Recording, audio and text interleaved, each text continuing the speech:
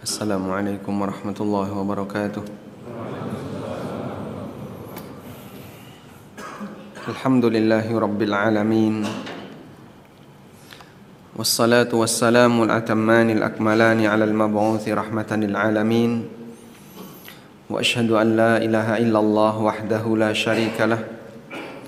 Wa ashhadu anna Muhammadan abduhu wa rasuluh. Salawatu Rabbi wa salamu alaihi wa ala alihi wa ashabihi wa man sara ala nahjihi wa stanna bisunnatihi ila yaumiddin. Alhamdulillah, puji syukur kita haturkan kehadirat Allah Subhanahu wa taala. Kembali di pagi ini kita melanjutkan kajian rutin di Masjid Nidaul Fitrah Sidoarjo. Biasanya hari Ahad ya. Namun Ahad besok sudah masuk pekan kedua, Sabtu ini pekan pertama, sehingga pihak panitia tetap menghendaki ada di pekan pertama, maka kita adakan di hari Sabtu. Kita akan membahas lanjutan dari tema kita, yaitu tentang masalah riba. Bagi Anda yang punya buku, silakan dibuka di halaman 16. Judulnya riba yang halal. Baik. Terkadang ada kesamaan istilah, namun dipahami sesuai dengan konteksnya, sehingga maknanya tidak boleh kita samakan karena konteksnya berbeda. Istilah riba kalau dilihat dari makna bahasa, secara arti adalah semua bentuk tambahan. Karena makna riba secara bahasa adalah az-ziyadah wan numu, bertambah dan berkembang. Ada beberapa istilah yang digunakan dalam percakapan para ulama salaf yang itu tercela, tapi oleh mereka dipakai untuk sesuatu yang terpuji. Misalnya istilah bid'ah misalnya. Nabi SAW pernah mengatakan kullu bid'atin dhalalah. Umar bin Khattab radhiyallahu anhu pernah mengatakan ni'matil bid'atu hadhihi. Sebaik-baik nikmat adalah ini. Sebaik-baik bid'ah adalah ini. Dan itu pernah disampaikan oleh Umar bin Khattab ketika beliau dikritik saat beliau menyelenggarakan kegiatan salat tarawih berjamaah. Jadi di tahun kedua setelah beliau jadi khalifah, saat bulan Ramadan, beliau satukan jamaah salat tarawih yang waktu itu terpencar di banyak titik di satu masjid. Lalu dipimpin oleh Ubay bin Ka'ab. Kemudian ada yang berkomentar, baru pertama kali kami menjumpai seperti ini, sampai ada yang mengatakan ini bid'ah, ini bid'ah. Lalu Umar bin Khattab radhiyallahu anhu mengatakan ni'matil bid'atu hadhihi. Kalaupun ini bid'ah, sebaik-baik bid'ah adalah ini. Ya meskipun itu bukan bid'ah, karena apa yang dilakukan oleh Umar bin Khattab radhiyallahu anhu sejatinya adalah melestarikan sunnah yang pernah terjadi di zaman Nabi sallallahu alaihi wasallam, dan kemudian setelah itu tidak dilakukan lagi di zaman Abu Bakar, lalu beliau bangkitkan lagi di awal kekhalifahan beliau.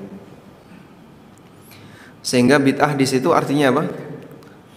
Sesuatu yang pernah terkubur sehingga kelihatan baru. Bukan berarti sama sekali tidak ada dalilnya, karena pernah dikerjakan oleh Nabi sallallahu alaihi wasallam. Dan amalan yang ditinggalkan oleh Rasulullah sallallahu alaihi wasallam karena sebab, ketika sebabnya sudah hilang, maka oleh para sahabat dilakukan. Demikian pula oleh para ulama. Nabi sallallahu alaihi wasallam dulu melarang para sahabat menulis hadis. Dikhawatirkan campur dengan apa? Campur dengan Al-Quran. Karena pada waktu itu yang namanya media tulis terbatas, sehingga orang nulis di belikat, tulang belikat, kemudian orang nulis di papan batu dan seterusnya, kemudian dikumpulkan jadi satu.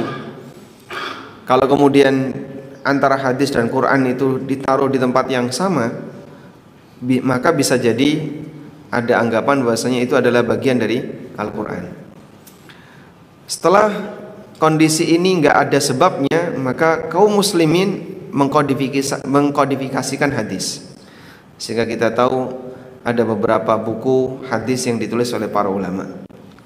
Baik, jadi di situ saat ada istilah tertentu dipakai di sesi tertentu, maka jangan disamakan ketika digunakan di sesi yang lain. Contohnya masalah riba di sini disebut sebagai riba yang halal. Maka saya awali, mohon judul ini tidak dianggap aneh, karena saya mengutip dari pernyataan ulama tabi'in. Kalaupun membuat Anda penasaran, bisa disimak penjelasan berikut ini. Baik, maka yang penasaran tolong jangan ngantuk ya. Kita akan lihat di bawahnya. Jadi jangan lihat judulnya saja, wah Ustaz menghalalkan riba. Mana mungkin kita menghalalkan riba? Padahal riba sudah jelas ditegaskan haram oleh Al-Quran. Allah Subhanahu wa taala berfirman di surat Ar-Rum ayat 39. Kelihatan ini? Ada tampilan? Belum. Di surat Ar-Rum ayat 39, "Wa ma ataitum min riban liyarbuwa fi amwalin nas fala yarbu 'indallah."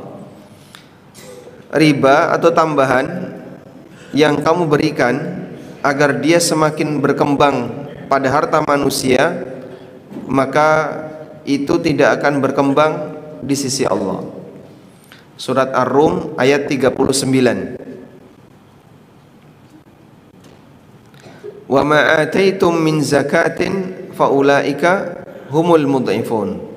Sedangkan yang kalian berikan berupa zakat, itulah yang akan dilipat gandakan. Dah? Al-Qurtubi membawakan beberapa penjelasan dari para ulama mengenai ayat ini. Kita simak penjelasan mereka. Yang pertama, keterangan Ibnu Abbas radhiyallahu anhuma. Beliau menjelaskan, "Wa ma ataitum min riban," riba yang kalian berikan, yuridu, yang dimaksud di sini adalah hadiyatur rajuli asy-syai'a yarju ayyusaba afdala minhu. Yang dimaksud di sini adalah hadiah yang diberikan oleh seseorang kepada orang lain dengan harapan dia mendapatkan balasan yang lebih banyak. Fadzalika alladzi la yarbu indallah. Yang seperti ini tidak akan berkembang di sisi Allah. Wala yu'jaru sahibuhu, dan tidak mendapatkan pahala orang yang tadi memberikan hadiah. Walakin la itsma alaih, meskipun tidak ada dosa. Nah, disebut halal karena statusnya apa? Tidak ada dosa. Sehingga makna yang dimaksud dalam ayat ini bahwa ada riba yang halal, maksudnya ngasih hadiah dengan harapan nanti bisa mendapatkan yang lebih banyak, bisa mendapatkan balasan yang lebih banyak. Keterangan yang lain disampaikan oleh Ikrimah. Siapa Ikrimah? Muridnya Ibnu Abbas radhiyallahu anhu. Beliau mengatakan, ar-riba ribawan. Riba itu ada dua, riba halal wa riba haram. Fa ammar ribal halalu, untuk riba yang halal, fa huwallazi yuhdi yaltamisu ma huwa afdalu min. Riba yang halal adalah ketika ada seseorang yang memberikan hadiah dan dia ingin mendapatkan apa yang lebih baik daripada apa yang dia hadiahkan. Keterangan yang lain disampaikan oleh Ad-Dhahhak.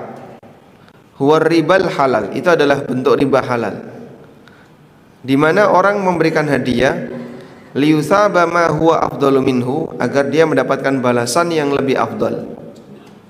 La lahu wa la alaih, sehingga dalam hal ini dia tidak beruntung, artinya tidak mendapatkan pahala, wala alaihi, dan tidak mendapatkan dosa. Laisa lahu fihi ajrun wa laisa alaihi fihi ismun, dia tidak mendapatkan pahala dan dia tidak mendapatkan dosa. Baik.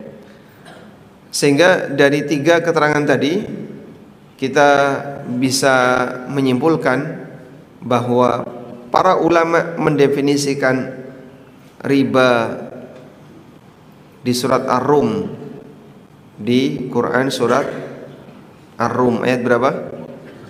19. Mereka mendefinisikan riba yang disebutkan di surat Ar-Rum ayat 19 itu dengan makna memberi hadiah dengan niat agar dibalas dengan yang lebih banyak. Ayat Ar-Rum surat Ar-Rum ayat 39. Riba yang disebutkan di surat Ar-Rum ayat 39 adalah memberi hadiah dengan niat agar dibalas dengan yang lebih banyak. Baik, saya nggak tahu di Surabaya ada nggak seperti ini budayanya. Ada orang punya hajatan, lalu dia ngundang tetangganya, teman-temannya dan seterusnya. Kemudian tetangga dan teman-temannya ngasih uang atau ngasih hadiah. Dicatetin nggak? Dicatetin. Si A bawa 150, si B bawa 200, si C 100, si D 50, si F sekian, dicatetin. Kenapa dicatetin?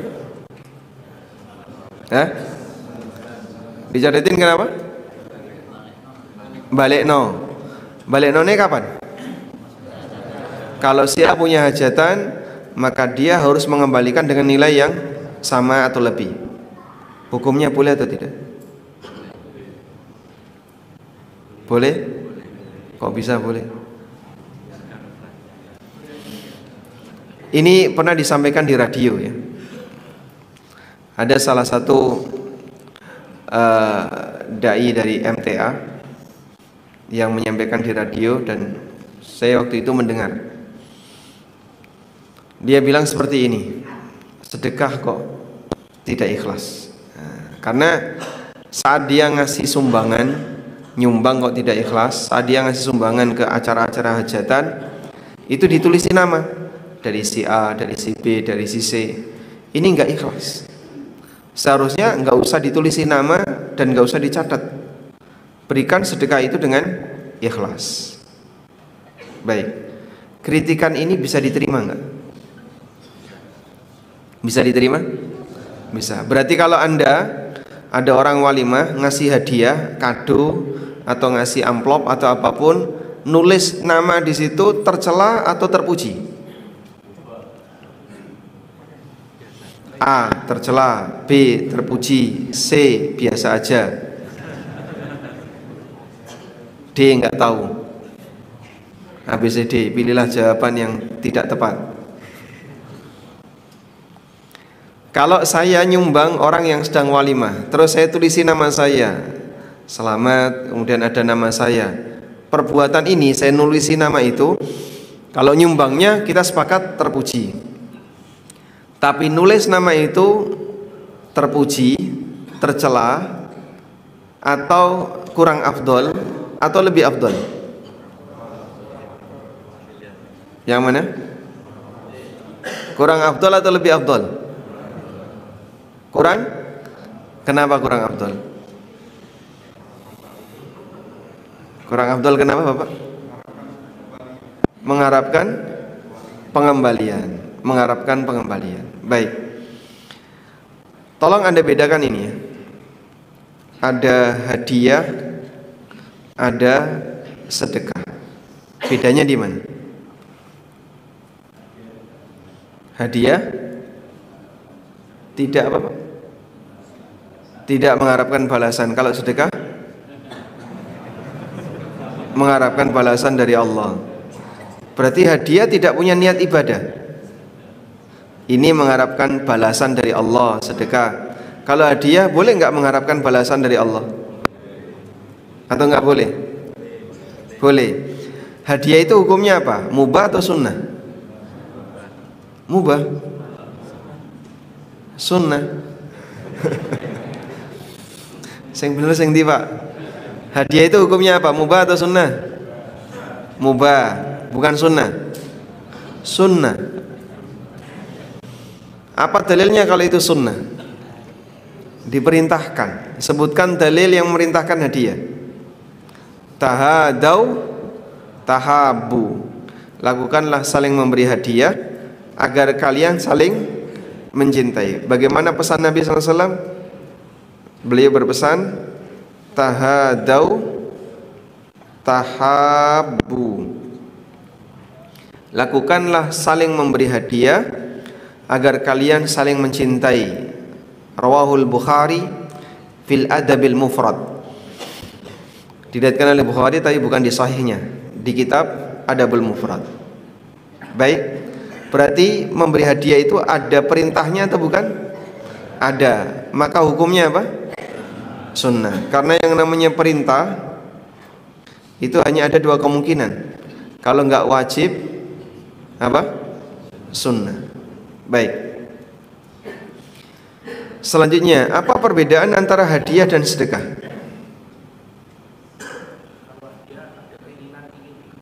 Kalau hadiah ada keinginan ingin dikembalikan, kalau sedekah enggak ada. Berarti kalau suami ngasih hadiah ke istri, ada keinginan dikembalikan dalam bentuk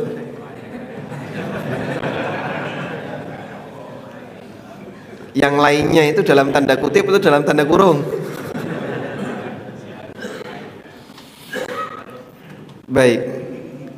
Perbedaannya antara hadiah dan sedekah itu dilihat dari sasaran penerima. Ada beberapa perbedaan. Cuman yang lebih mencolok di bagian ini. Kalau hadiah itu sejajar atau yang lebih tinggi. Misalnya ngasih hadiah ke orang kaya, boleh enggak? Boleh? Itu hadiah. Atau karena penghargaan, untuk penghargaan. Misalnya ngasih hadiah kepada orang yang nikah, kita berikan penghargaan kepada yang bersangkutan karena dia menikah. Status pemberian itu namanya hadiah. Sedangkan sedekah itu diberikan kepada orang yang lebih rendah. Secara status sosial dia lebih rendah, kepada yang fakir miskin atau kepada bawahan dan seterusnya. Oleh karena itu, ada enggak manusia yang lebih kaya daripada Nabi Muhammad SAW? Ada enggak manusia yang lebih kaya daripada Rasulullah SAW? Hah? Begini itu enggak tahu atau enggak ada? Ada enggak orang yang lebih kaya dari Nabi SAW? Hah? Banyak. Nabi SAW secara materi, beliau bukan orang yang kaya raya. Beliau bukan raja yang ngumpulin emas dalam jumlah banyak. Ya, meskipun beliau pernah bersedekah dalam jumlah banyak, tapi dilihat dari sisi materi beliau tidak lebih kaya dibandingkan yang dimiliki oleh umatnya yang lain. Kalau dari sisi kekayaan, banyak yang lebih kaya dari Nabi SAW. Tapi dari sisi status sosial, tidak ada yang lebih tinggi status sosialnya dibandingkan Nabi SAW. Maka ada status sosial, ada kaya. Rasulullah SAW status sosialnya paling tinggi, sehingga beliau tidak boleh menerima sedekah. Nabi SAW boleh menerima hadiah, tapi tidak boleh sedekah. Beliau menerima sedekah nggak boleh. Kenapa? Karena sedekah itu diberikan kepada orang yang status sosialnya lebih rendah, dan tidak ada manusia yang status sosialnya lebih tinggi daripada Rasulullah SAW. Baik. Nah, dilihat dari tujuannya, hadiah itu ini tujuannya. Tujuan hadiah. Dilihat dari tujuan. Kalau tadi sasarannya hadiah itu untuk orang yang lebih tinggi, untuk penghargaan, untuk orang yang sejajar. Hadiah tujuannya apa? Agar saling mencintai. Agar saling mencintai. Kalau sedekah tujuannya apa? Membantu. Membantu atau kasihan. Sehingga kalau ada istri yang bersedekah untuk suaminya, itu istri kasihan sama suaminya. Mas pasaran nyambut gawe nganggur kita kei hadiah, tak kei sedekah ya. Baik. Tujuannya adalah membantu atau kasihan. Oleh karena itu, sedekah dirahasiakan. Rahasia lebih bagus. Tujuannya apa?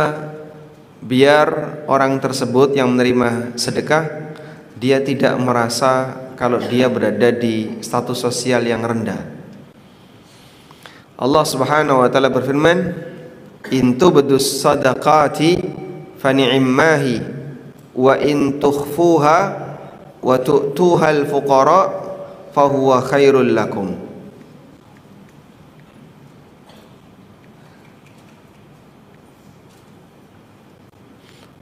Allah Subhanahu wa taala mengatakan, "In tubdus sadaqati fani'immahi."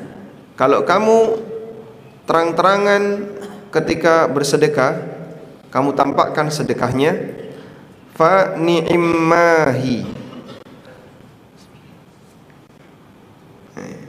Kok enggak ada? Itu di surat Al-Baqarah ayat berapa? Tak ketemu.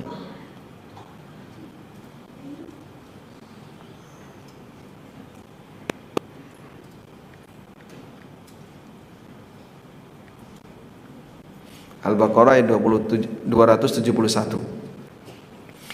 In tubdu sadaqati fa ni'immahi wa in tukhfuha wa tu'tuhal fuqara'a fa huwa khairul lakum. Kalau kalian tampakkan sedekah itu hal yang baik, tapi kalau kalian sembunyikan, kalian rahasiakan dan kalian berikan kepada al-fuqara, kepada orang yang tidak mampu, fa huwa khairul lakum, itu lebih baik bagi kalian. Maka sedekah dirahasiakan. Sudah? Sementara kalau hadiah, karena tujuannya saling mencintai, dibuat terang-terangan. Dibuat terang-terangan. Jadi jangan dirahasiakan. Karena kalau dirahasiakan, yang menerima hadiah nggak tahu dari mana, gimana nuansa saling mencintai bisa terwujud? Oleh karena itu kalau hadiah, tunjukkan, tampakkan, ini dari saya, ini hadiah dari saya untuk Anda sebagai tondo tresno, ya. Terus ditulisi sutresno, witing tresno jalaran saka sutresno. Dan seperti ini diperbolehkan. Oleh karena itu praktek yang tadi ya, kalau orang nyumbang di walimah kemudian ditulisi selamat, ini hadiah dari saya, semoga bermanfaat, kemudian Anda nyebut nama, asalnya dari mana, yang dikenal oleh yang bersangkutan, hukumnya diperbolehkan karena ini bukan sedekah. Nah, sekarang kita beralih kepada pembahasan sedekah dengan harapan, dengan niat dapat balasan dari penerima. Sedekah dengan niat dapat balasan dari penerima. Boleh atau tidak? Tadi kita sudah membaca beberapa keterangan para ulama, mulai dari Ibnu Abbas, Ikrimah, dan Ad-Dhahhak, semuanya ahli tafsir. Mereka menyebut riba yang halal adalah bentuknya orang memberikan hadiah dengan harapan dapat balasan yang lebih baik. Bukan balasan di sisi Allah, tapi balasan dari penerima. Ini yang disebut dengan hibatus thawab. Anda hafalkan istilah ini ya, hibah thawab.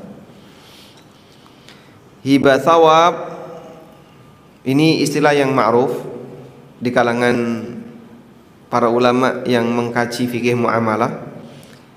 Disebut hibah thawab jika bentuknya orang memberikan hibah dan dia berharap nanti mendapatkan balasan. Itulah hibatus thawab. Qala Ibnu Abbas wa Ibnu Jubair wa Tawus wa Mujahid, hadhihi ayatun nazalat fi hibatis thawab. Kata Ibnu Abbas, Ibnu Jubair, Tawus dan Mujahid. Ibnu Abbas sahabat, Ibnu Jubair itu siapa? Siapa nama aslinya? Siapa? Bukan Abdullah, Abdullah bin Zubair pakai za. Ini pakai jim. Ibnu Jubair. Man Ibnu Jubair? Sa'id bin Jubair. Sa'id bin Jubair, murid seniornya Ibnu Abbas. Tawus bin Kaisan. Mujahid bin Man? Mujahid bin Jabir. Dan semuanya ini muridnya Ibnu Abbas, baik Ibnu Jubair, Tawus maupun Mujahid. Sa'id bin Jubair, ada Sa'id Ibnul Musayyib. Sa'id bin Jubair ini yang dibunuh oleh Hajjaj bin Yusuf Al-Thaqafi karena ikut bergabung dalam barisannya Ibnul Ath'ash yang memberontak Hajjaj. Tawus bin Kaisan dan Mujahid. Mujahid ini muridnya Ibnu Abbas yang paling banyak ngaji tafsir dari Ibnu Abbas, karena beliau setoran kepada Ibnu Abbas setiap hari sekian ayat. Wa aqifu fi kulli ayatin, dan aku berhenti di setiap ayat tanya kepada Ibnu Abbas mengenai tafsirnya. Maka Mujahid ini sebagai pewarisnya, ahli warisnya tafsir Ibnu Abbas. Sampai ada ungkapan, innallaha yahmi tafsir Ibnu Abbasin bi Mujahid. Allah menjaga tafsirnya Ibnu Abbas dengan Mujahid.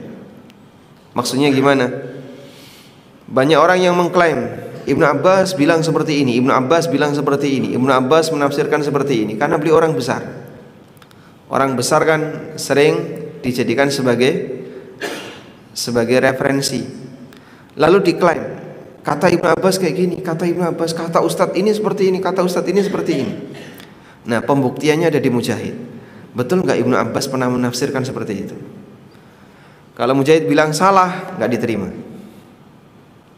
Nah, nama Mujahid tidak begitu dipakai karena beliau mantan budak. Sedangkan Ibnu Abbas Ahlul Bait, orang Quraisy, Bani Hashim, mulia, dan beliau ulama kibar. Baik, semua deretan ulama ini mengatakan bahwa riba halal itu sama dengan hibah thawab. Jadi makna dari riba yang halal, riba halal yang dimaksud adalah apa tadi? Hibah thawab. Nah, sekarang kita akan bahas apa itu hibah thawab. Ma hibatus thawab wa ma adraka ma hibatus thawab. Apa itu hibah thawab? Hibah thawab adalah seseorang memberi dengan maksud agar diberi, memberikannya dicoret ya, agar yang diberi, agar yang diberi memberikan balasan yang lebih baik dari apa yang dia berikan. Kita ngasih sesuatu kepada si A dengan harapan nanti si A ngasih balasan yang lebih baik. Ini adalah umpannya, semoga nanti si A ngasih balasan yang lebih baik. Maka hibah thawab itu mancing hadiah. Ulama beda pendapat dalam memahami hibatus thawab. Lihat ya, ulama beda pendapat dalam memahami hibatus thawab. Hakikat dari hibatus thawab itu apa? Hibatus thawab hakikatnya adalah jual beli.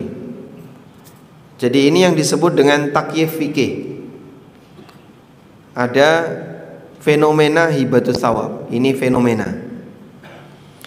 Nah, hibatus thawab ini hakikatnya akad apa gitu ya? Hakikatnya akad apa? Apa hakikat dari akad hibatus thawab? Memahami hakikat akad dari hibatus thawab itu disebut dengan takyif fikih. Pendekatan fikih untuk memahami kasus. Hibatus thawab ini kan kasus atau fenomena ya. Fenomena hibatus thawab itu sebenarnya kalau secara fikih apa? Nah, ulama beda pendapat. Hibatus thawab hakikatnya adalah jual beli. Sehingga hukum yang berlaku di dalamnya mengikuti hukum jual beli. Karena mengikuti hukum jual beli, maka ada syarat jual beli. Pertama, disyaratkan dalam akad. Yang kedua, ukuran kuantitasnya jelas.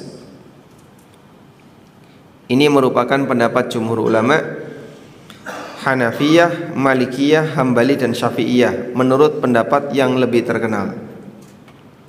Karena statusnya transaksi jual beli, maka di sana ada hak khiyar, hak mengembalikan karena aib, dan jika sudah serah terima maka tidak bisa dibatalkan. Sehingga begini ya, Anda ngasih hadiah dalam bentuk A, maka penerima harus ngasih hadiah dalam bentuk yang sama. Berarti hakikatnya apa? Barter. Hakikatnya kan barter. Kamu ngasih A, maka nanti kamu akan dibalas dengan sejenis A atau senilai dengan A. Berarti kan hakikatnya barter. Akadnya di mana? Akadnya di mana? Kesepakatan urf yang berlaku di masyarakat. Jadi akadnya adalah kesepakatan apa tadi? Urf, tradisi yang berlaku di masyarakat. Nah, kalau kesepakatan tradisi yang berlaku di masyarakat, jadinya bentuknya gimana, Pak? Apa yang menjadi kesepakatan, itulah akadnya. Karena ada kaidah al-ma'rufu urfan kal masyruti syaratan. Apa yang menjadi urf itu sama dengan kesepakatan. Anda bisa tulis ya. Apa yang menjadi apa? Urf sama dengan apa? Kesepakatan. Sehingga kalau ada orang yang dia tinggal di sebuah daerah, daerah itu punya tradisi. Kamu kalau nyumbang di sini, atau kamu kalau hajatan di sini, kamu nanti disumbang, kamu harus ngasih balasan yang sama. Berarti apa itu? Dia bagian dari warga tersebut, terikat dengan urf yang itu merupakan kesepakatan. Maka ada ungkapan ini sudah menjadi kesepakatan warga, dan itu mengikat walaupun tidak tertulis. Dalam syariat itu diakui.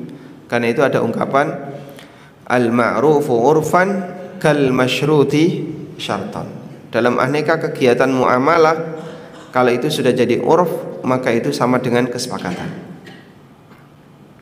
Baik, kita lanjutkan. Pendapat yang kedua, bahwa hibah thawab bukan jual beli, tapi hibah sebagaimana namanya, dan tidak bisa diubah menjadi jual beli melihat namanya. Sementara jual beli dengan hibah itu dua hal yang berbeda. Hibah murni sosial Sementara jual beli komersil. Ini adalah pendapat sebagian Syafi'iyah dan pendapat Imam Ahmad dalam salah satu riwayat. Karena ini termasuk hibah, maka tidak boleh meminta ganti atau kembalian dari si penerima. Dan pendapat yang lebih tidak boleh meminta ganti atau pengembalian dari penerima, sehingga ini hibah ya, hibah sudah diterima sebagai hibah. Andai kan nggak ganti, dia tidak boleh dituntut. Andai kan tidak ganti, tidak boleh dituntut. Sudah? Karena dipahami sebagai hibah. Baik. Setelah Anda melihat dua pendekatan ulama tadi, berarti hibah thawab itu hukumnya apa? Hibah thawab hukumnya apa? Boleh atau tidak? Boleh atau tidak? Hukumnya boleh. Jadi ulama sepakat boleh. Sepakat boleh. Saya sebut sepakat, 4 mazhab boleh. Hanya saja mereka beda pendapat. Mereka beda pendapat. Hakikatnya apa? Hakikatnya apa? Apakah hakikatnya itu jual beli, ataukah hakikatnya itu hibah? Ada dua pendapat. Tapi ulama sepakat boleh. Paham ya? Baik. Ini kasus. Kasus ini disampaikan ke saya di KES angkatan pertama. Kita punya KES ya, KPMI Entrepreneur School atau sekolah KPMI. Ada salah satu peserta KES, peserta sekolah KPMI yang menyampaikan kasus. Dia itu penjual roti. Lalu ada supplier yang menawarkan, "Bapak, kalau beli tepung di tempat kami selama 8 tahun, ya, tidak belanja di tempat yang lain, hanya fokus di tempat kami selama 8 tahun dengan pembelian minimal, kalau maksimal nggak ada batas, minimal per bulan 1 ton, nah, maka nanti kami kasih hadiah berupa sepeda motor NMAX misalnya, atau sepeda motor yang harganya agak mahal." Boleh atau tidak?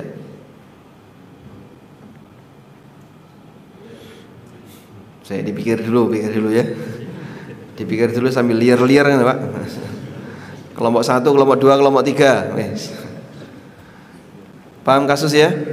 Belanja dalam jumlah banyak, jumlah tertentu, selama rentang waktu tertentu, nanti dapat hadiah di depan. Bayarnya tetap sesuai belanja. Jadi kalau bulan ini belanja bayar, bulan ini belanja bayar, tapi dapat hadiah di depan. Boleh atau tidak?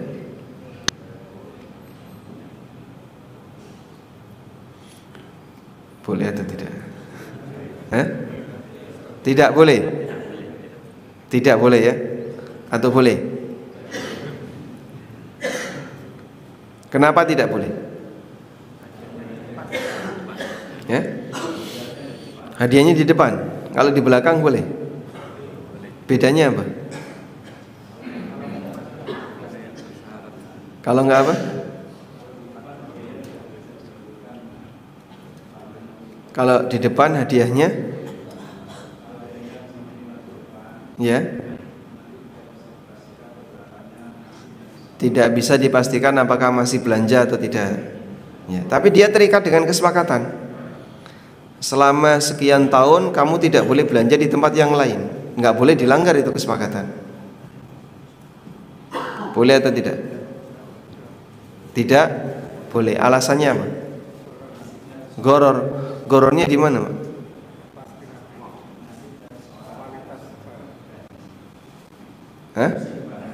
Kalau ada musibah.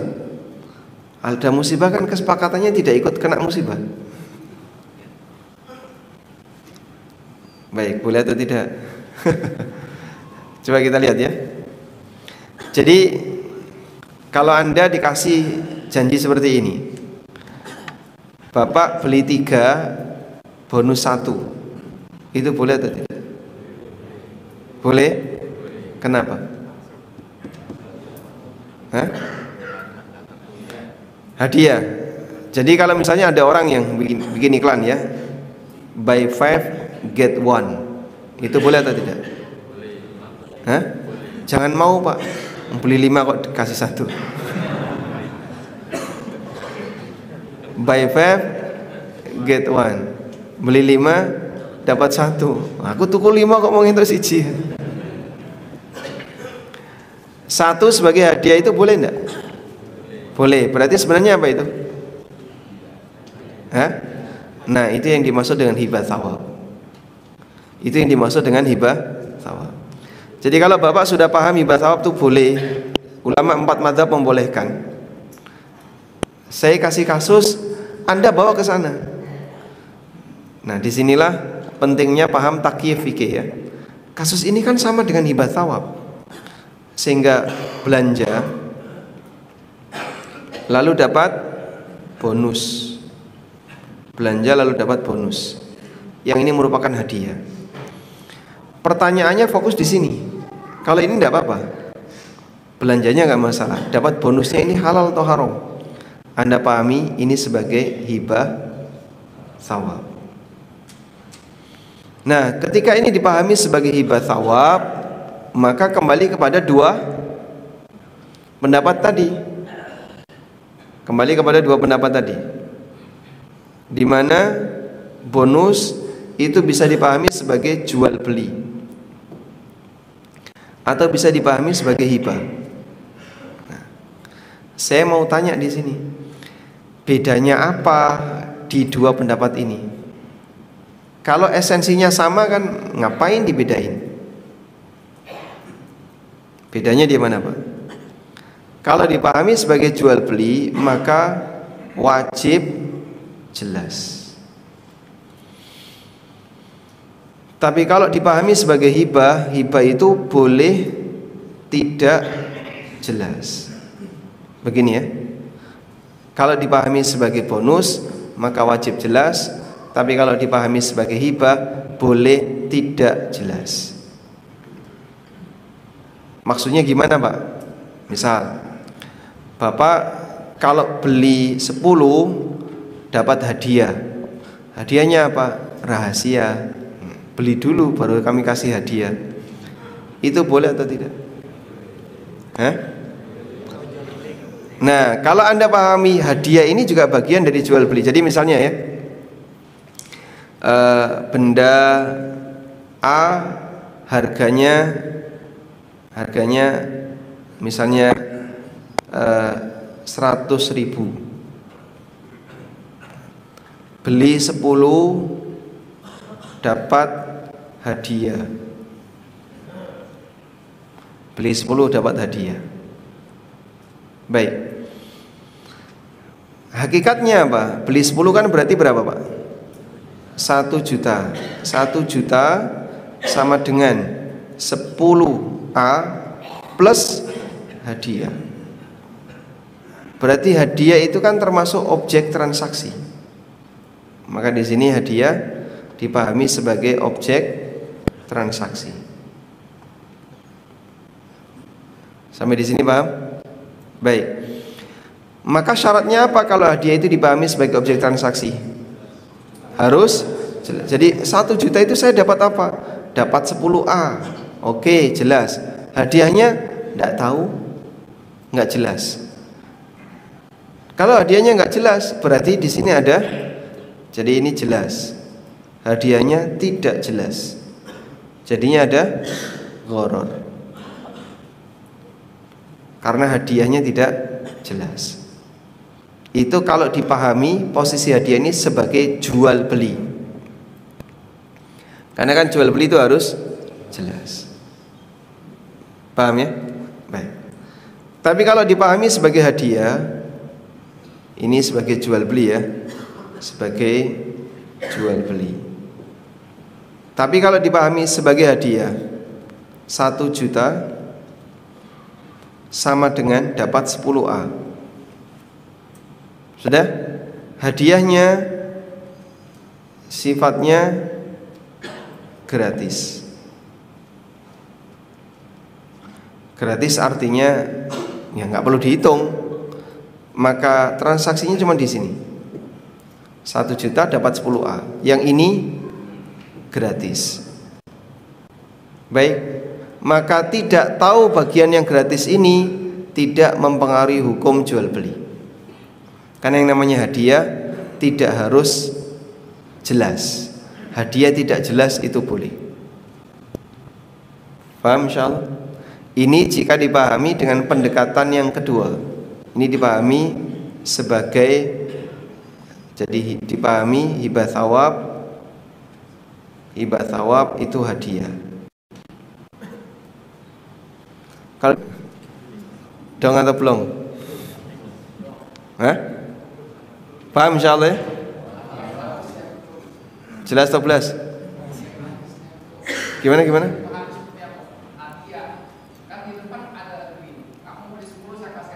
Ya. Kamu beli 10 saya kasih hadiah. Hadiahnya apa Pak? Enggak tahu. Bentuk hadiahnya enggak tahu, enggak diberitahu. Pokoknya Bapak beli 10 saya kasih hadiah. Hadiahnya apa? Ya nanti beli dulu.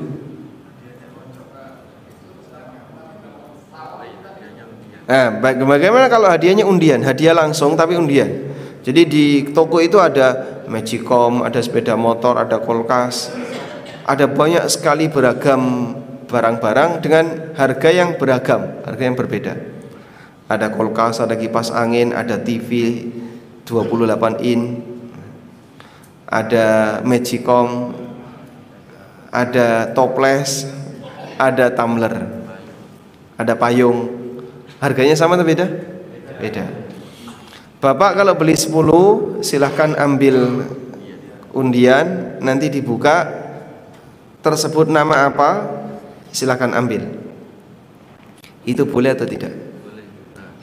Nah, di situ ulama beda pendapat. Apabila itu dipahami sebagai jual beli gharar. Anda beli 10, nanti dapat hadiah langsung yang tidak jelas, jadinya gharar. Karena gharar maka hadiahnya nggak boleh seperti ini. Terus cara yang benar gimana Pak? Hadiahnya harus jelas. Sebab hadiah itu bagian dari objek jual beli tadi ya. Bagian dari objek jual beli mana tadi. Sehingga kalau orang beli 1 juta dapatnya apa plus hadiahnya apa, berarti hadiah itu bagian dari objek transaksi. Harus jelas. Insya Allah jelas. Baik. Tapi kalau dipahami sebagai hadiah, boleh tidak jelas. Sehingga praktek tadi boleh. Insya Allah paham ya. Nah itu yang dimaksud. Kalau sudah paham perbedaan pendapat, berarti kan harus paham konsekuensinya.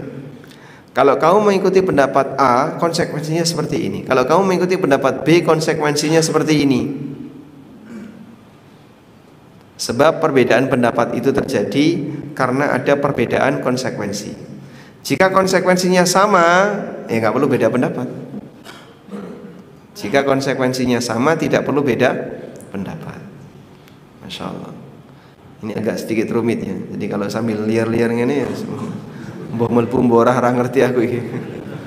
Masya Allah. Harga pasarannya itu memang standar. Terus yang hadiah berupa undian itu boleh aja. Sifatnya bonus. Apa tidak tergantung dengan harga pasaran? Kalau harga pasarannya standar, berarti hadiah tadi sifatnya bonus, gratis ya. Boleh tidak jelas. Tapi kalau harganya tidak standar, hadiahnya baik. Coba kita lihat di sini. Di buku saya sudah sebutkan. Pendapat yang lebih mendekati adalah pendapat jumhur ulama. Ini di buku ya. Jadi saya memahami hibah thawab itu yang lebih tepat adalah jual beli. Dengan pertimbangan, satu, maksud dari transaksi ini bukan sebatas hibah. Karena pihak yang memberi yaitu wahib mensyaratkan adanya ganti dari orang yang mendapat hibah. Saya ngasih hadiah jika kamu beli seperti ini. Berarti kan pakai syarat.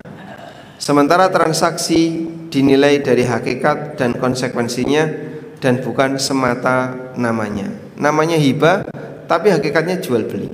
Bisa saja.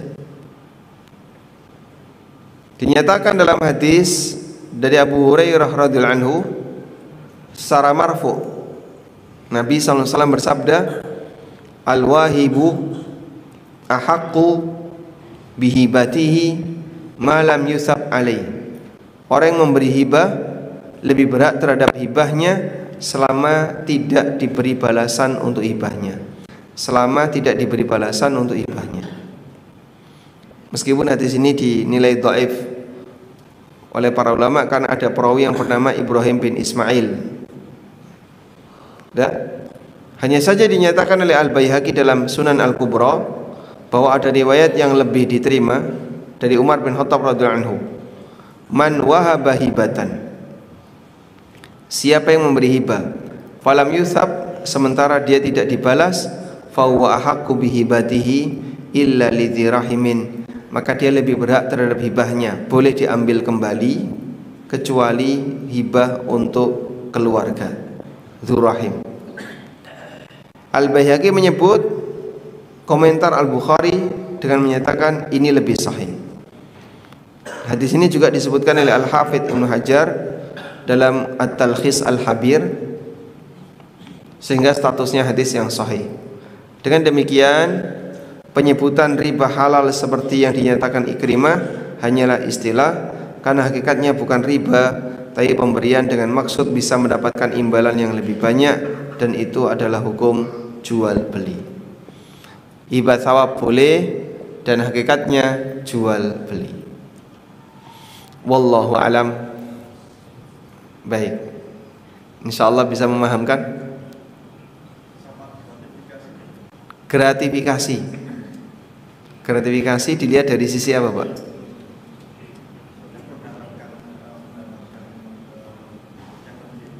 Mengharapkan mendapatkan yang lebih besar. Gratifikasi kalau bukan dari pejabat boleh. Misalnya ya, si A bantu saya, tapi beliau berharap nanti dikasih sesuatu, maka saya kasih beliau, hukumnya boleh. Tapi kalau pejabat, semua gratifikasi dari pejabat hukumnya ghulul, harta khianat. Nabi SAW mengatakan hadayal ummal ghululun, semua hadiah yang diberikan kepada al-ummal, kepada aparat, pejabat atau karyawan, statusnya ghulul, harta khianat. Dan Allah Subhanahu wa taala berfirman dalam Al-Qur'an, "Wa may yaghlul ya'ti bima ghalla yaumal qiyamah." Barang siapa yang ghulul, maka nanti akan dia bawa harta ghulul itu di hari kiamat. Sehingga kelihatan banyak orang, walaupun ketika di dunia dirahasiakan. Saling memberi hadiah itu dianjurkan, tapi ngasih hadiah ke pejabat haram. Memberi hadiah hukumnya apa tadi? Dianjurkan. Dianjurkan. Nabi SAW mengatakan, lakukanlah saling memberi hadiah agar kalian bisa saling mencintai. Tapi untuk pejabat haram, karena memberi hadiah untuk pejabat sama dengan sogok. Dalam rangka hajatan. Contohnya gimana?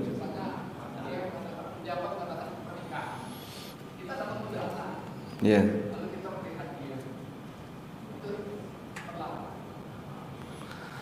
Kita dapat undangan dalam hajatan, lalu kita datang memberi hadiah. Apakah itu terlarang? Dianjurkan. Dianjurkan.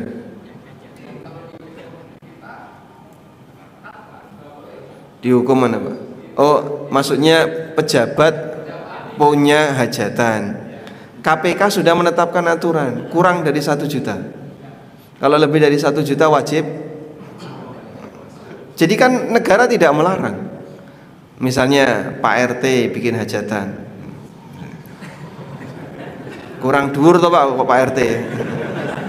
RT Surabaya. Misalnya Bupati bikin hajatan, lalu ada orang yang nyumbang ngasih hadiah. Itu kalau kurang dari 1 juta nggak perlu ngomong. Tapi kalau lebih dari 1 juta, ngasih mobil atau ngasih apa, wajib lapor ke KPK. Jadi negara tidak melarang dalam kegiatan hajatan yang dilakukan oleh pejabat, rakyat ngasih hadiah boleh, tapi tidak boleh berlebihan. Karena kalau berlebihan pasti ada maksud di balik itu. Nah, itulah kenapa hadiah untuk pejabat tidak boleh, sebab tujuannya bukan untuk saling mencintai, tapi tujuannya apa? Ada batu di balik. Ini hadiah yang penuh dengan kepentingan. Dia ngasih hadiah karena apa? Dia punya kepentingan. Nah, karena faktor kepentingan inilah yang menyebabkan itu dilarang. Nah, kadang ada sebagian pejabat yang menyampaikan, besok anak saya mau nikah, tapi dia belum punya mobil, gimana ya? Saya besok mau bangun rumah, tapi kok kurang semennya, gimana ya? Saya besok mau ini, tapi kok besinya belum ada, gimana ya? Ya Bapak beli sendiri. Itu sebenarnya maksudnya apa? Orang paham, oh minta beliau. Beliau itu minta. Sehingga gajinya itu utuh, tapi dia minta kepada yang lain, tolong penuhi kebutuhan saya. Memang tidak ngasih dalam bentuk uang. Nanti tiba-tiba datang semen, datang besi, datang kendaraan, datang mobil, terus diinfo, Pak, mohon diterima Pak ya, itu datang dari kami, semoga bermanfaat. Barakallahu fikum. Saya tegone ngaro doa. Karo donga itu Pak, didoakan. Masya Allah. Nah, praktek seperti ini statusnya apa? Harta ghulul, harta khianat. Ada seorang sahabat namanya Ibn Lutbiyah, diutus oleh Nabi sallallahu alaihi wasallam untuk mendatangi Bani Salimah mengambil zakat. Lalu mereka setor zakat ke sahabat ini, Ibn Lutbiyah. Tiba-tiba ada salah satu orang yang ngasih hadiah. Ini zakat saya, ini hadiah untuk Anda. Ibnu Lutbiyah pulang ke Madinah. Beliau tidak langsung ke rumah nyimpan hadiah itu, tapi langsung menghadap Rasulullah SAW. Ya Rasulullah, hadhi zakatun wa hadhi hadiyatun li. Ya Rasulullah, ini zakat dan ini hadiah untuk saya. Kemudian Nabi SAW mengatakan dalam ceramah beliau, setelah itu beliau khutbah, di kesempatan beliau lagi ceramah, ada orang yang saya tunjuk sebagai amil. Lalu dia mengatakan, hadhi zakatun wa hadhi hadiyatun li. Ini zakat dan ini hadiah untukku. Fahala yajlisu fi baiti abihi au ummi. Coba dia duduk di rumah bapak ibunya. Falyuhdalahu amla. Ada enggak yang mau ngasih hadiah? Karena dia sudah enggak punya jabatan, enggak bakalan ada yang ngasih hadiah. Maka kalau ada misalnya sepanjang beliau itu masih menjabat, masih bisa menetapkan kebijakan, pada berdatangan. Begitu sudah purna, nggak ada lagi. Wah, ini bukti bahasanya hadiah kemarin itu tujuannya apa? Ada kepentingan. Nah, kenapa itu dilarang? Karena kepentingan tadi. Maka hadiah bagi semua aparatur negara, baik sipil maupun bukan sipil, statusnya tidak boleh diterima. Wallahu a'lam. Baik. Bab ini sudah selesai ya. Insyaallah di pertemuan berikutnya nanti kita akan bahas tentang mereka menyamakan riba dengan jual beli. Wassallallahu ala nabiyyina Muhammadin wa ala alihi wa sahbihi wasallam. Ada mikrofon enggak Ustaz? Itu bisa?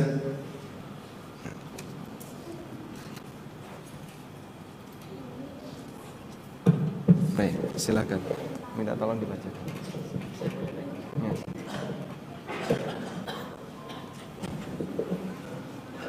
Assalamualaikum warahmatullahi wabarakatuh. Waalaikumsalam warahmatullahi wabarakatuh. Amin walakum bimithli. Misalkan kita punya usaha, misalkan jasa pengiriman Ustaz, termasuk diantaranya itu ada fasilitas COD-nya. Terus ketika penjual itu mau pakai jasa kita untuk mengirimkan barang ke pembeli, kita mungkin membayarkan dulu uangnya, misalkan harganya 100.000, sekaligus si penjual itu membayar ongkirnya ke kita gitu. Begitu sampai nanti baru sampai ke pembeli, baru uang yang dari pembeli itu kita terima gitu, tanpa harus bayar lagi karena sudah dibayar di awal. Apa praktek seperti itu boleh Ustaz? Nah, kita yang tujuannya agar banyak mungkin seller itu yang pakai jasa kita itu membayarkan dulu. Baik. Coba fokus ke sini ya.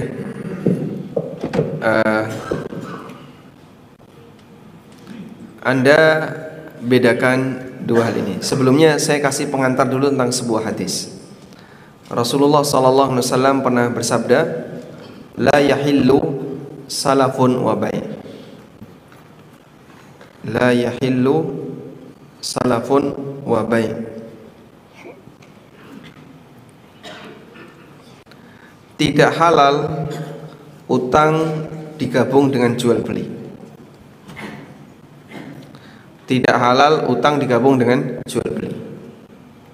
Baik. Kalau ada orang yang mau ngasih utang ke orang lain tapi disyaratkan jual beli. Misalnya, saya mau ngasih utang ke kamu dan nanti kembalikan yang sama.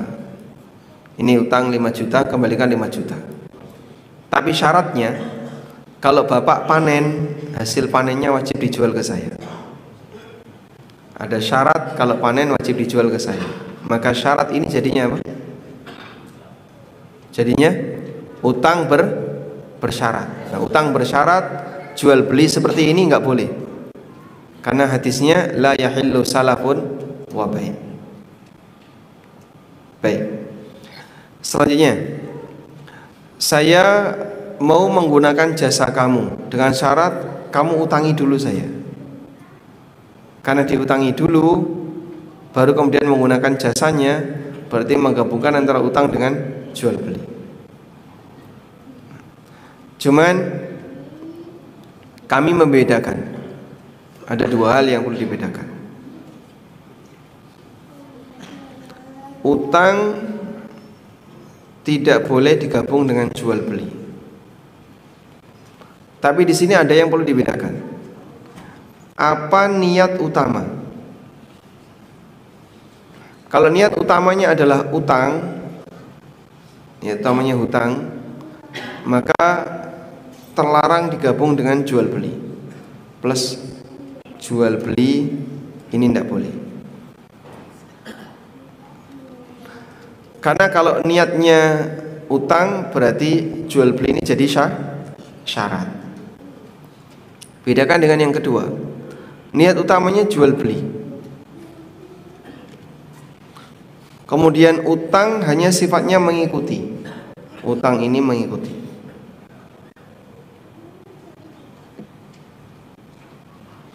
Karena sifatnya hanya mengikuti, maka yang namanya utang yang sifatnya mengikuti tadi bukan keharusan.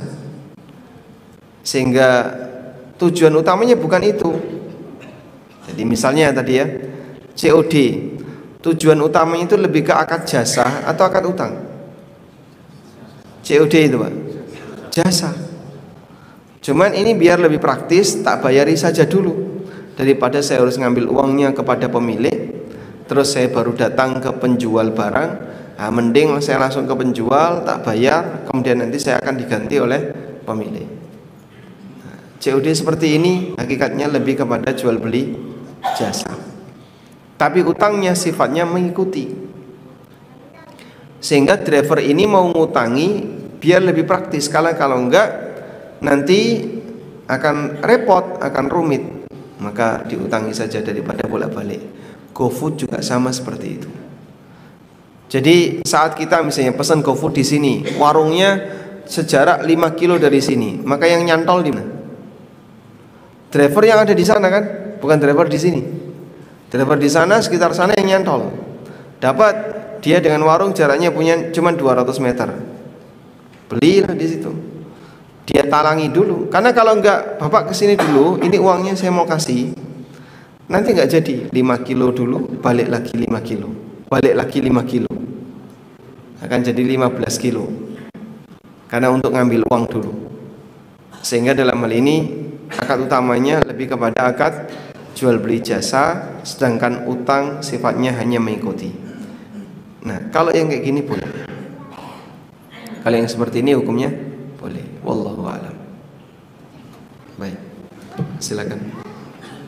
Assalamualaikum warahmatullahi wabarakatuh. Waalaikumsalam warahmatullahi wabarakatuh. Saya diundang oleh saudara saya menjadi saksi nikah di pernikahannya.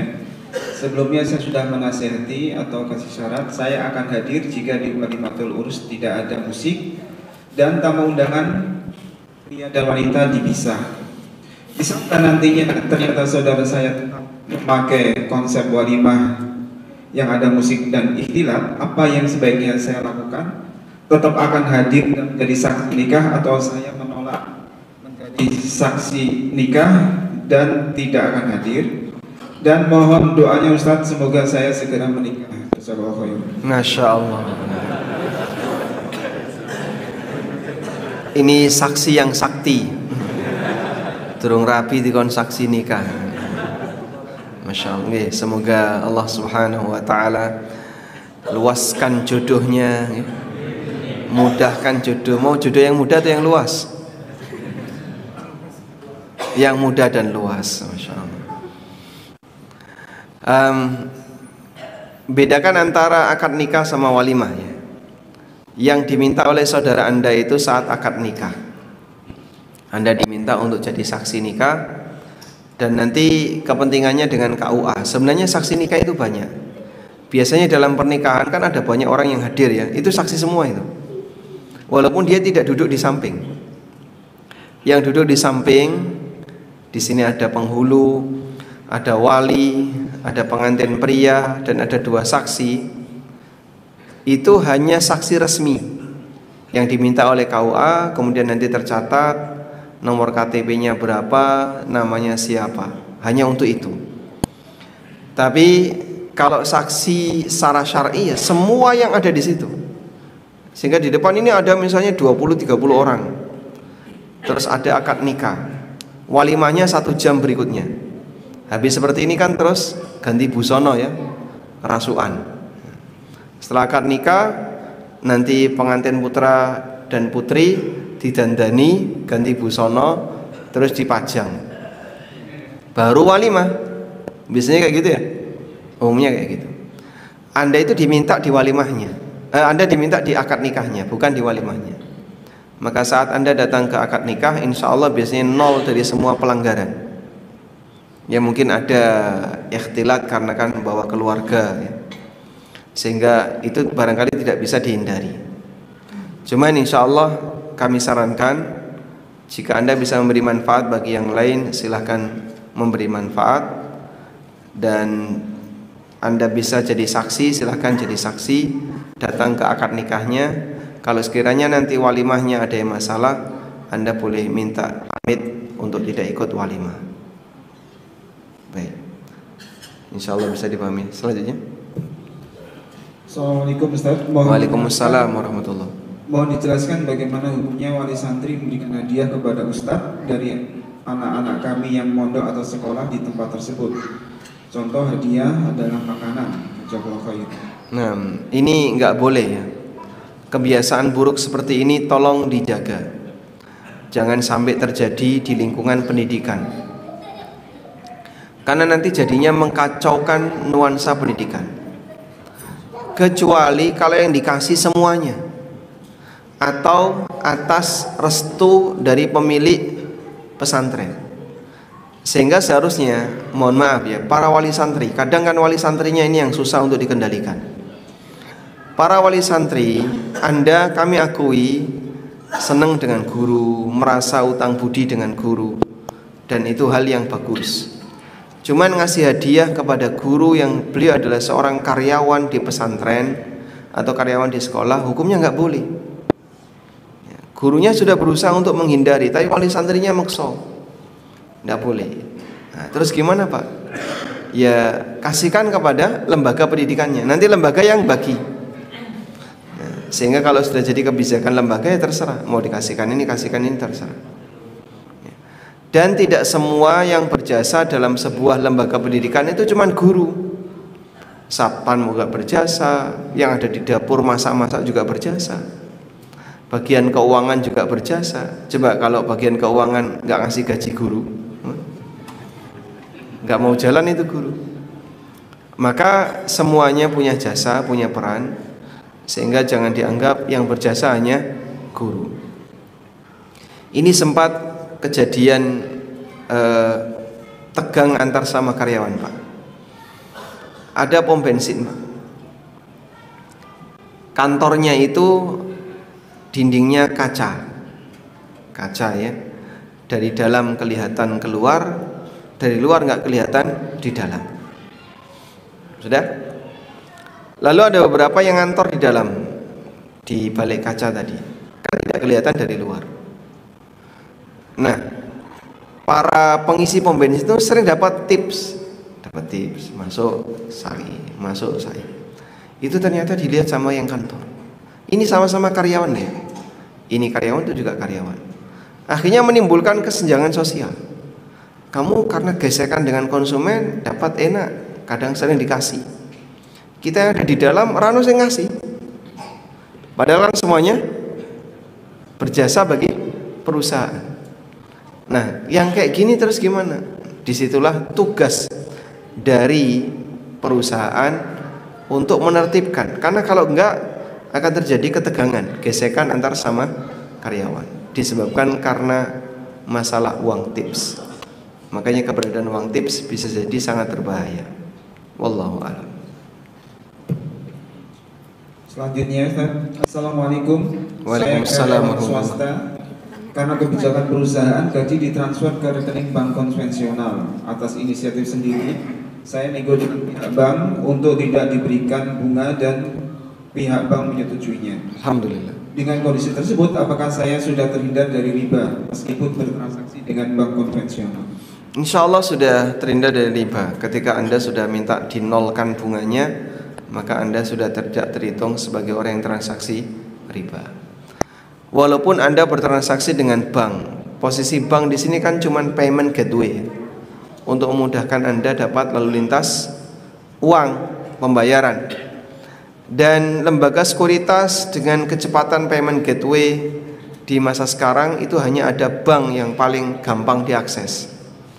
Maka orang pakai bank seperti ini hukumnya diperbolehkan. Wallahu a'lam. Selanjutnya, Ustaz. Assalamualaikum warahmatullahi wabarakatuh. Waalaikumsalam warahmatullahi wabarakatuh. Ustaz, izin bertanya, apabila ada orang hutang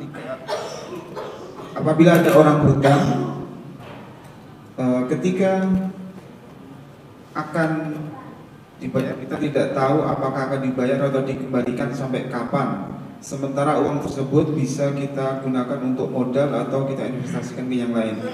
Boleh tidak jika hutang tersebut kita kurskan dengan nilai emas atau umroh? Jadi nanti pada saat mengembalikan juga berpatokan pada nilai emas atau umroh pada saat mengembalikan. Baik. Jika seperti itu berarti kan nanti pasti akan ada kelebihan. Pasti akan ada kelebihan. Sehingga Anda ngasih utang lalu minta dikurskan dalam bentuk emas atau nilai umroh, nanti ke depan akan ada kelebihan. Utangnya 10 juta jadi 12 juta. Nah, 2 juta itu riba. Sementara pemahaman yang tadi Anda sebutkan, kan nilai mata uang itu cenderung turun. Si kita kehilangan waktu untuk investasi uang tersebut. Kita kehilangan kesempatan untuk menggunakan uang tersebut. Nah, itulah teori time value of money. Nilai dari waktu uang. Dan itu basis kenapa ada riba di kalangan orang-orang Yahudi, yang mereka kemudian menggencarkan perbankan. Berawal dari pemahaman time value of money.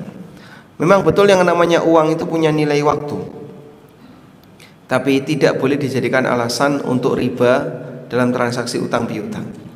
Riba tetap riba walaupun nilai mata uang itu turun, kecuali pada satu kondisi, di mana ketika uang itu sudah tidak berlaku. Kalau uang sudah tidak berlaku atau nilainya terlalu murah, maka bisa dikonversi ke emas. Bisa dikonversi ke emas. Jadi misalnya Anda ngutangi 10 juta tahun 80. 10 juta tahun 80 di Sidoarjo bisa dipakai apa? Apa? Beli tanah bisa ya? Mungkin dulu bisa. Sehingga kawasan-kawasan ini dulu masih tambak misalnya. Kawasan yang masih alas, beli tanah 10 juta bisa. Tahun 80-an. Sekarang ya enggak boleh. Nah, terus gimana, Pak? Kalau sampai hilang nilai atau nilainya terlalu jauh, maka boleh dikonversi ke emas jika nilainya terlalu jauh. Tapi kalau nilainya berdekatan, tidak boleh dikonversi ke emas, dan nanti cukup ya bayarkan sesuai dengan nominal utang. Ada resiko itu digantikan oleh Allah dengan apa? Pahala. Jadi yang memberi utang kan dapat resiko, duit saya turun nih nilainya, insya Allah kamu dapat pahala. Wallahu a'lam. Ustadz, suami sering mendapat hadiah dari pasien, tapi perusahaan dan atasan membolehkan. Apakah ini termasuk hulul? Ada aturan perusahaan, divisi yang dibolehkan dan dilarang menerima hadiah? Yang jadi pertanyaan justru beli itu kerja di rumah sakit apa? Swasta atau negeri? Kalau negeri harus undang-undang, tidak boleh atasannya. Atasan dengan bawahan itu kan sama-sama karyawan, cuman bedanya hanya di mana? Masalah senioritas atau hierarki. Bapak ada di atasan saya karyawan bapak. Ini kan sama-sama karyawan. Oleh karena itu dalam hal ini, jika itu adalah berkaitan dengan negara, maka wajib untuk ada undang-undang yang mengatur seperti itu. Kayak tadi ya, bahwa KPK menetapkan jika orang itu nyumbang pernikahan maksimal 1 juta. Lebih dari itu maka wajib lapor. Contohnya kayak gitu. Wallahu a'lam.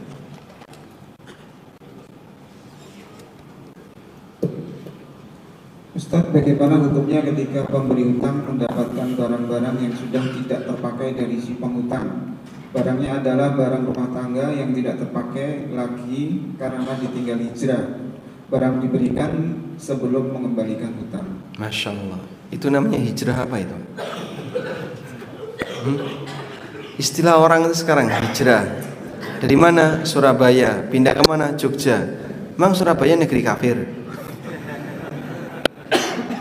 Meninggalkan negara kafir, negara yang tidak aman, kepada negeri yang lebih aman. Itu kan definisi asal hijrah. Sehingga jika yang dimaksud hijrah seperti itu, inilah hijrah yang syar'i. Meninggalkan negeri yang tidak aman, negeri kafir, kepada negeri yang lebih aman.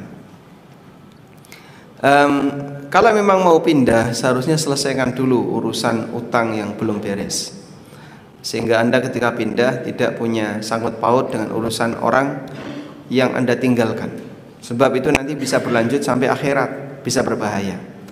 Semua urusan dunia tolong selesaikan di dunia, karena kalau tidak di akhirat urusannya jadi lebih panjang.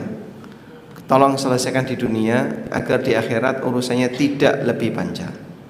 Wallahu a'lam.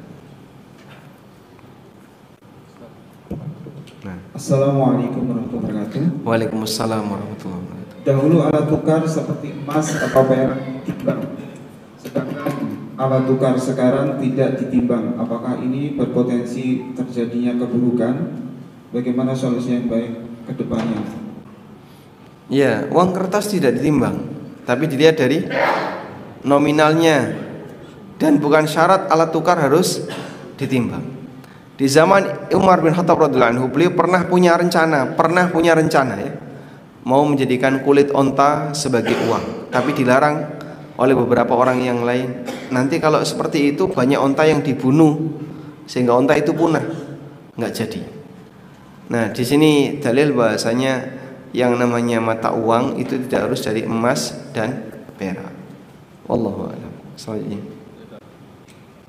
Mengenai bahasan yang awal Ustaz, mengenai apa itu hadiah hajatan tadi Ustaz. Ini kan biasanya urutnya kan yang terjadi adalah dicatat Ustaz. Ketika kemudian orang tua yang sebelumnya mungkin beliau membukukan itu pencatatan, ketika sudah meninggal, apakah ini apa ya, kayak menjadi kayak hutang untuk anaknya gitu Ustaz? Ini seperti apa Ustaz? Iya, beliau bertanya kalau datang di hajatan terus dicatat satu-satu, ternyata buku catatannya hilang. Nah, itu kan jadinya nggak tahu anaknya itu seperti apa. Kembali ke tadi, hibah thawab itu jual beli ataukah murni hibah? Kalau Anda pahami ini jual beli kok bagi saya, ya maka wajib untuk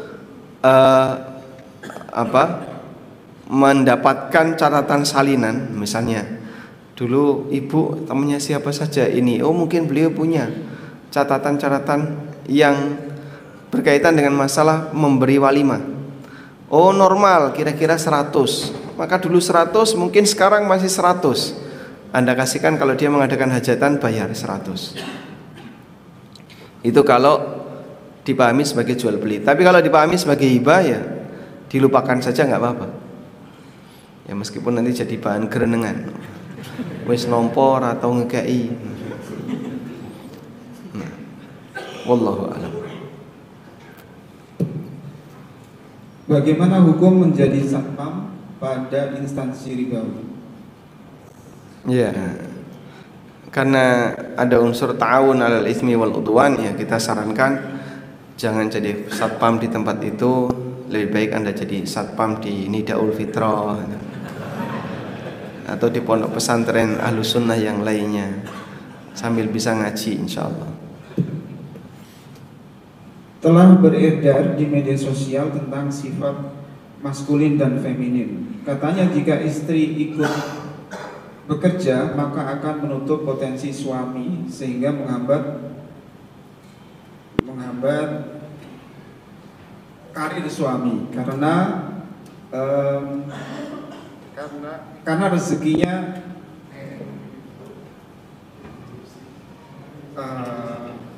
karena istrinya kuat sifat maskulinnya.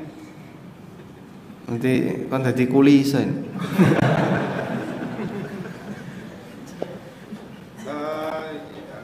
Yang nantinya itu akan membuat suaminya menjadi kelemar-kelemar. Apakah ini dilarang? Gara-gara istrinya kerja, Istrinya punya sifat maskulin, maka istrinya punya sifat maskulin. Terus karena suaminya di rumah ngomong anak jadi feminin. Dunia terjungkir ini. Baik. Kalau bicara maskulin dan feminin, memang itu ada dua ya. Pertama itu penyakit fisik, dan yang kedua itu penyakit mental. Kalau penyakit fisik, solusinya tinggal dioperasi. Misalnya ada orang yang punya 2 kelamin. Nah, ditentukan ini laki atau perempuan. Mana yang ketika kencing keluar duluan? Oh, keluar duluan alat kelamin laki-laki, maka yang perempuan dioperasi, tidak boleh dipakai lagi, dan dia dijadikan sebagai laki-laki, dan sebaliknya. Sudah? Kemudian yang kedua adalah penyakit mental. Nah, penyakit mental itu orientasi yang salah. laki-laki tapi punya senang sama laki-laki. Syahwatnya itu naik kalau lagi sama laki-laki. Kemarin ada salah satu jamaah ya, yang sempat curhat. Saya itu kalau sholat berjamaah di masjid, karena dia laki-laki Pak, ya softnya di laki-laki, itu syahwatnya naik Pak. Syahwatnya naik. Apalagi kalau kemudian teman sholatnya itu sampingnya adalah orangnya cakep gitu ya, orangnya bagus dari sisi penampilan sebagai seorang lelaki, itu syahwatnya makin tinggi, sehingga dia sama lelaki bersyahwat sampai mimpi pakai laki-laki. Mimpinya itu laki-laki. Penyakit ini bisa saja terjadi, tapi itu penyakit, harus disebut sebagai penyakit. Karena penyakit, maka seharusnya apa? Jangan dirawat, tapi disembuhkan. Kalau penyakit dirawat, ya merawat penyakit berbahaya. Sehingga saya kan seperti ini orientasinya, maka berikan kebebasan bagi saya untuk menyalurkan saya kepada sesama jenis. Ya nggak boleh, ini penyakit. Penyakit itu harus disembuhkan, bukan dirawat. Nah, LGBT itu tidak bisa membedakan ini penyakit dan bukan penyakit. Beberapa kali saya diskusi dengan orang-orang liberal ya, yang membela LGBT. Mereka bilang, nah dia nggak suka sama wanita, sampai mimpi basahnya saja sama lelaki. Ya kita sampaikan, itu kira-kira normal atau tidak? Ya normal dia kayak gitu, itu penyakit, penyakit mental. Ada beberapa orang punya penyakit mental ya, ada yang penyakitnya A, penyakitnya B dan seterusnya. Maka seharusnya kita obati yang bersangkutan, bukan malah dirawati. Penyakit kok malah dirawati. Nah mereka sudah tahu itu nggak normal, tapi mereka belum sadar kalau itu penyakit sehingga dirawati. Yang benar rawati, yang benar segera diobati agar tidak berkelanjutan. Wallahu a'lam. Ustaz, saya beli misalkan saya beli barang elektronik di toko, harganya 5 juta. Terus bisa diangsur, bisa pakai DP ya. Sisanya diangsur, jumlahnya tetap 5 juta. Tidak ada lebihan sama sekali. Ya, berarti lebih mahal. Tidak. Oh, totalnya 5 juta. Cuma uang administrasinya 250.000. Untuk apa? Ya biaya menulis, materai gitu. Siap, insya Allah tidak masalah. Tidak riba ya? Nggak ada riba, karena murni jual beli.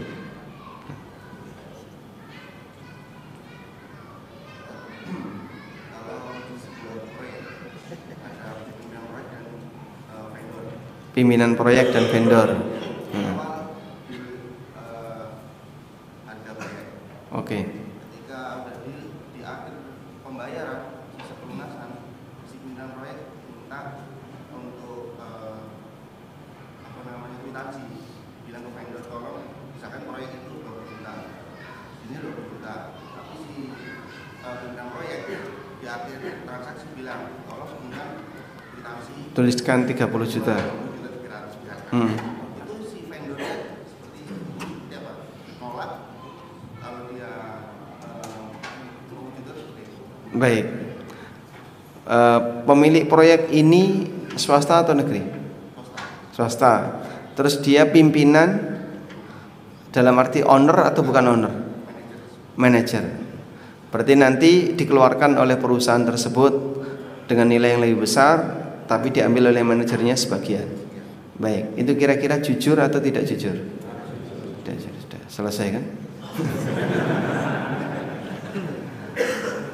Jadi kalau ada pimpinan proyek yang minta kepada vendor tolong buat kwitansi yang tidak sesuai dengan real, ya kita nggak boleh ikut-ikutan, kita nggak boleh bantu, karena ini kriminal.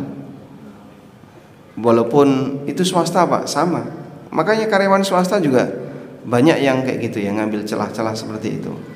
Tidak boleh kayak gitu. Dan kita nasihatkan haram bagi mereka untuk mengambil seperti ini.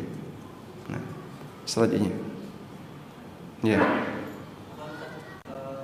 Tadi sudah diberitahukan sebagai apakah berbelanja di Indomaret atau supermarket lainnya yang menggunakan kartu, apakah itu termasuk Kartu membernya gratis atau bayar?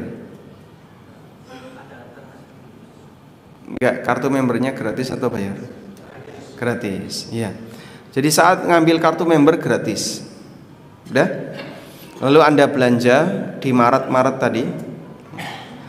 Terus Anda ditanya, punya kartu member? Punya, ini. Nah, dengan punya kartu member, maka Anda dapat tambahan diskon. Hukumnya boleh. Tidak ada masalah. Dan itu bukan hibah thawab. Hibah thawabnya nggak ada kan? Anda tidak sedang memberi hadiah, tapi Anda diberi kartu member. Sah-sah saja. Nah, baik.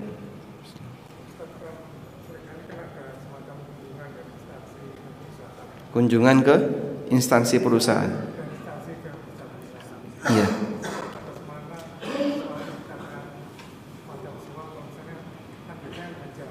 Dikasih jamuan oleh perusahaan.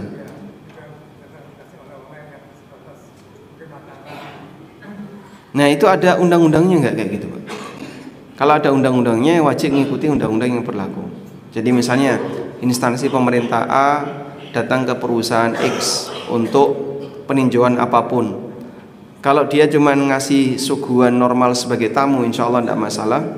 Tapi kalau sampai lebih dari itu, maka harus ada undang-undangnya, sehingga Bapak harus tahu undang-undangnya kayak apa, ikutilah panduan yang ada.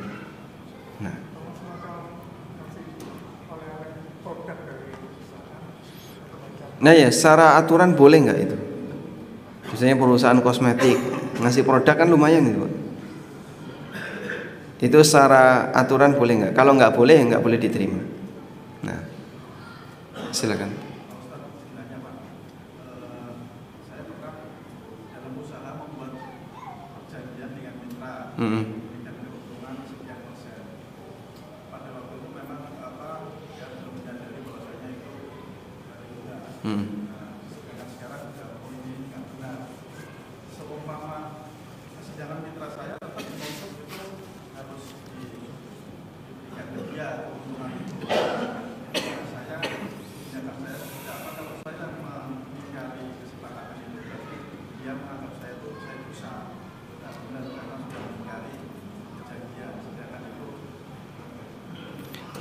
Bapak bisa memvonis riba dari sisi mana?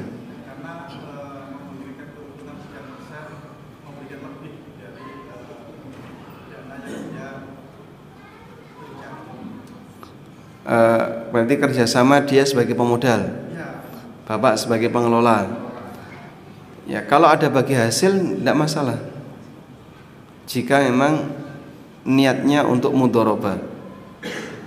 Jadi kalau usaha Bapak usaha yang halal, lalu dia minta bagi hasil, ketika memang ada hasil, hukumnya boleh. Tapi kalau rugi, dia tidak boleh minta bagi hasil. Kalau rugi ya dia harus siap modalnya berkurang, tidak boleh minta bagi hasil.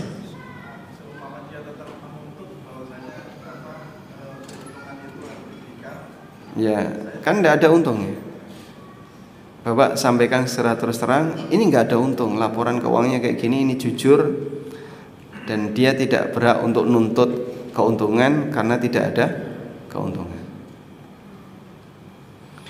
Baik, alhamdulillah sekarang.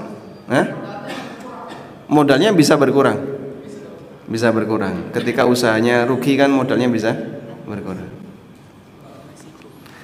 Walhamdulillah. Baik, demikian yang bisa kita bahas di kesempatan kali ini.